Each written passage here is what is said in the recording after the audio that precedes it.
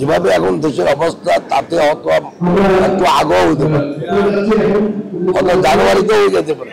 আমাদের দলের নেত্রী ম্যাডামও কিন্তু নির্বাচন করবে, উনি এখন ইনশাল্লাহ একটু সুস্থ আছে।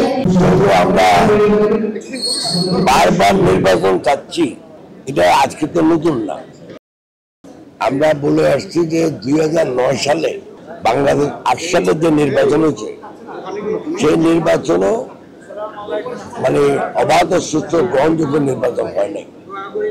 অতএব বাংলাদেশে 2006 সাল থেকে কোন নির্বাচিত সরকার ছিল না, এখনো নাই।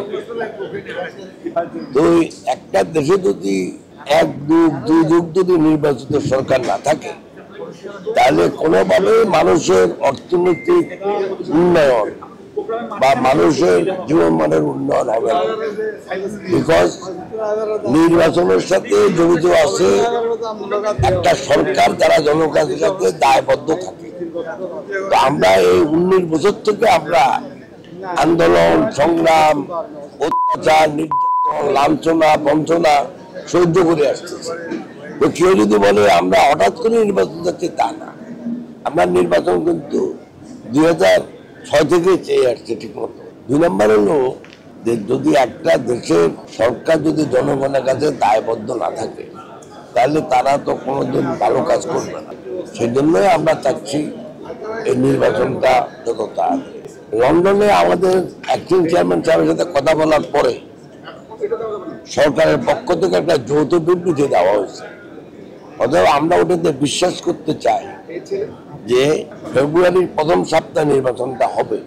তবে আমি মনে করি যেভাবে এখন দেশের অবস্থা তাতে হয়তো একটু আগেও হতে পারে, হয়তো জানুয়ারিতেও হয়ে যেতে পারে।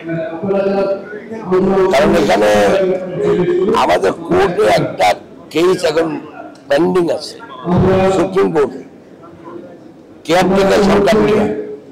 যদি কেয়ারটেকার সরকার যদি পুনঃপ্রবর্তন হয় তাহলে এই অন্তর্বর্তীকালীন সরকার কেয়ারটেকার হবে। কেয়ারটেকারের ভিতরে কিন্তু বলা আছে 90 দিনের নির্বাচন। আমি মনে করি যে নির্বাচন হবে, এবং নির্বাচন যদি হয় যেটা আপনি বললেন ফেনী, আপনি ফেনী ইতিহাস জানেন।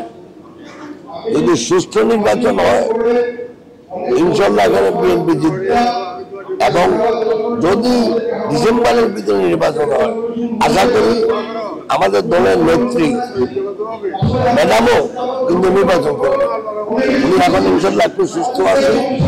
অতএব আমাদের নির্বাচন নিয়ে ফেনীতে কোনো চিন্তা নেই।